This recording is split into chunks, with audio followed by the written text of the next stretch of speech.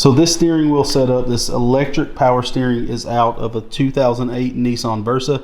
You can find these for Priuses, Versas, other cars on eBay for super cheap. I did buy this around the COVID times, so this was pretty cheap. I think it was $130. I don't know what you can get it for now.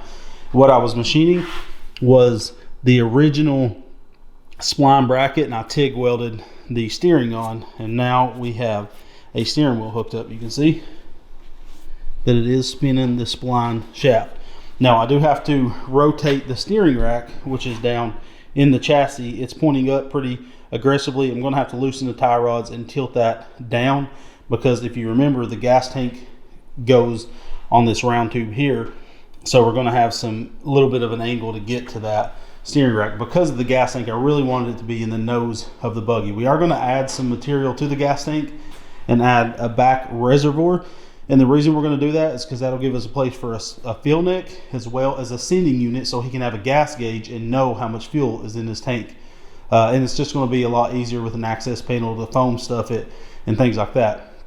But our next big dilemma is we have this buggy about 60% welded out. I really need to flip it upside down to get to a bunch of welds on the bottom side of the dash, things like that.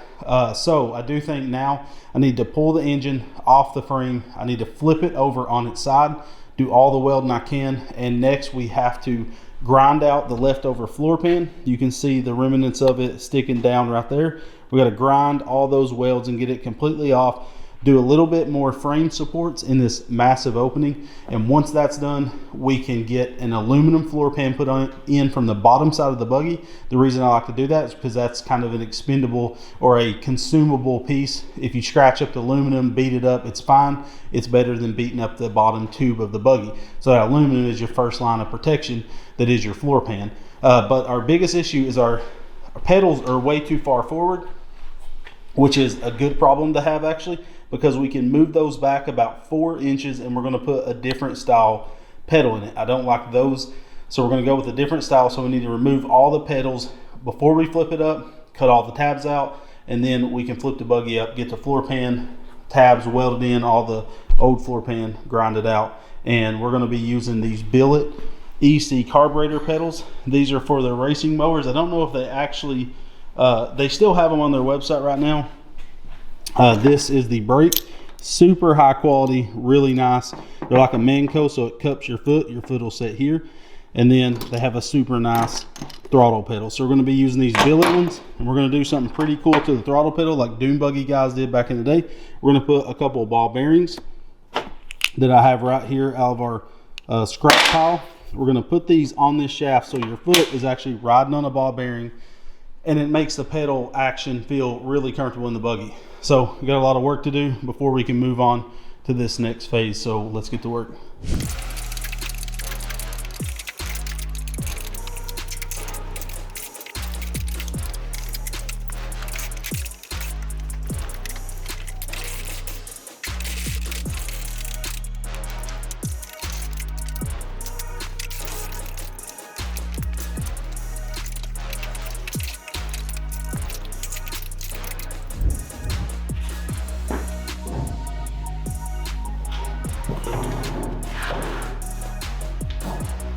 Jeepers, mister, you're really strong.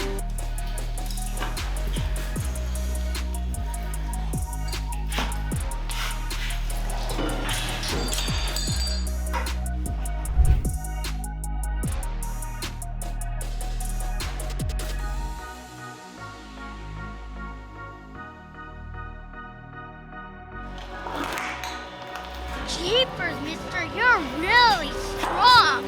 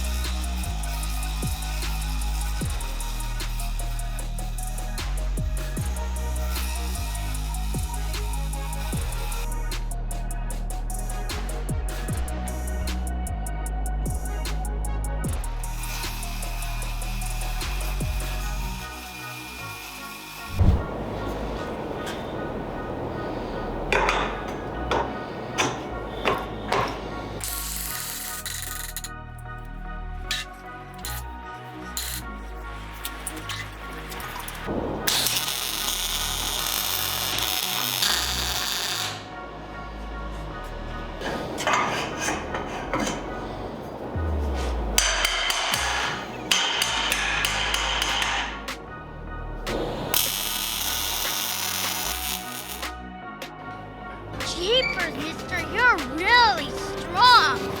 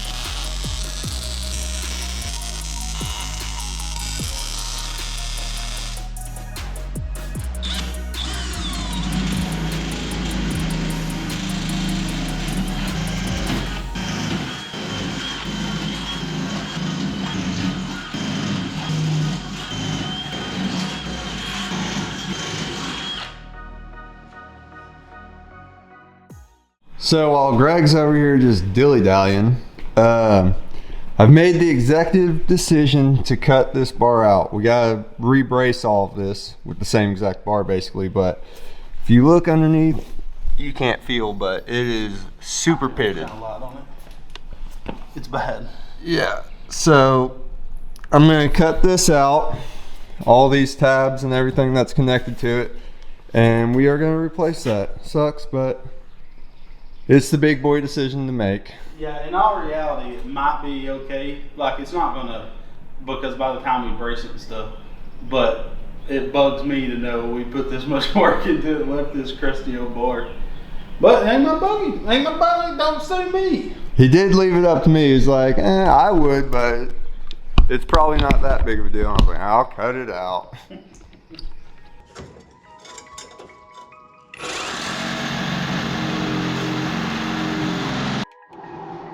Holy smokes.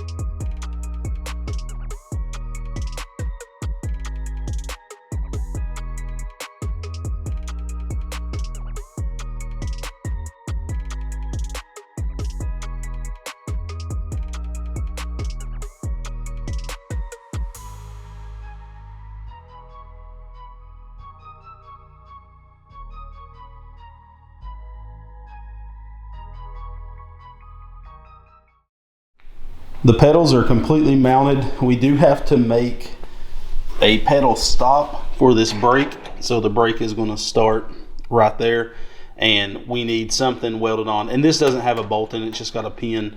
We'll put a bolt and probably The only thing about these EC brake pedals is it's made out 1/8 inch laser cut, the bracket is, and I think I'm going to add a second ear to this side so it's double shear, you know, like double tabbed.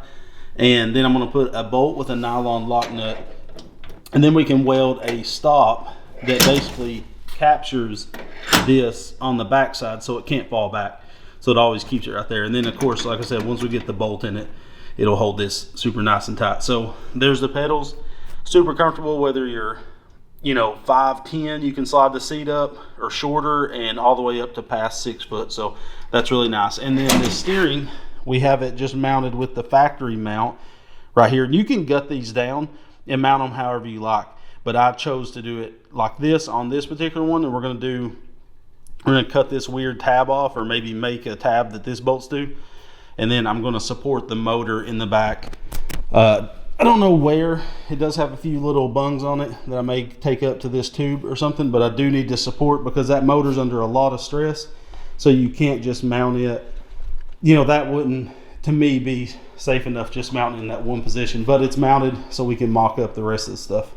But it's turned out really good. We've got both seats mounted, both floor pans. So we are going to have to cut out this round tube right there behind the pedals, the crossbar tube right there, because your heel needs to set exactly where that round tube is.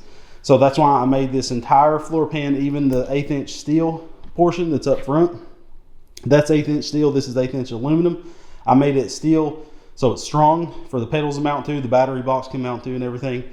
And then we can drop all that instead of welding it in. It's all bolted in, which will be super nice. So that's going to be sweet to be able to drop that out. We can cut that bar that's running this way. We can cap off the tube because that tube goes all the way across, and then we can put a piece of angle or something in there where your heel lands on the angle perfectly for the pedals, or maybe just put a thick piece of flat stock to brace up. And I'm probably going to do a little slant bar of some thick flat stock or something, kind of diagonal across these big open aluminum, just to make it a little stronger. I'm not trying to go overkill, but I want it to be safe, and I'd rather build it once and it be strong rather than, you know, build it a little weak and have to redo it. So it's turned out really nice. So I know we didn't get a ton done in this one video. It was actually depressing editing this thing and seeing that we had like a 13-14 minute long video, but that's just the way it goes with this stuff. This was something I was dreading for a while. The floor pan, it actually wasn't that bad to get the floor pan off. I don't like steel floor pans because that's why that tube was rusted out up front, is where you can never drop the floor pan and clean up under them. Stuff starts rusting, it gets packed in, and you can't get powder coat down in those cracks. Whether we powder coat or spray paint this one, we may spray this one with a gun just to save some money, because I've spent so much money on buggies over the last few years. And that's another reason why we never fully finish a buggy. Like if we get it running, we normally just play on it. Our weather in Tennessee doesn't rust stuff like to where it pits, unless something like this where it's set for years and years in the weeds. Like our supercharged buggy, when we paint it, it's not pitted whatsoever. It like gets a protective coating of rust on it, and it kind of protects the rust from rusting even further. We are going to paint this stuff, but just so much money. Like we have to think of what's going to make the best return, and that's what we have to go after. I know you guys want to see us paint this stuff, and we're definitely doing that this year, painting a bunch of buggies. I think we've got 4 buggies to paint total. Huge shout out to Small Engine Warehouse for sponsoring this build with the differential, that huge 35 horse engine. We're going to do a full build on it after the meetup. At first it'll be stock because we just don't have time, and the parts are actually getting made. There's a new company coming into the performance world on these big block V Twins, and he's going to actually sponsor with all the parts to do this build. So we're really excited to do this huge build on this 35 horse. Another shout out to EC Carburetors for sending out those pedals and a few little things. Those pedals are actually super nice. We're going to see if we can make a more affordable version of them with EC.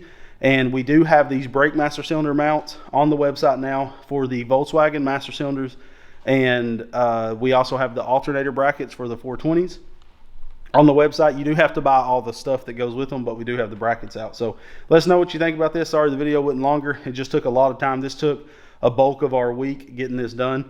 I think I spent a day and a half grinding, welding, and all that stuff on this chassis. So The next video, we're going to tackle the suspension.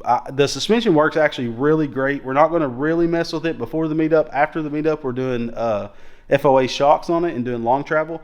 But what we have to do is we have to make clearance for the 27-inch tires that's going on it. So these front wheels are 4x110. We need them to be 4x4. And if we basically just made a new hub and slapped on the 27s, we wouldn't have enough steering angle. The tire would end up rubbing this a little bit. So what we have to do is give the front end a little bit more poke. So how we're going to achieve that is cut these tabs off, because these use ball joints in the spindle and it just has tabs on the A-arm. We're going to cut these off and use some QS components, 3/4 inch heim joints, and weld them directly to it, and that'll give us a little bit of width out of the chassis without fully redesigning the A-arms.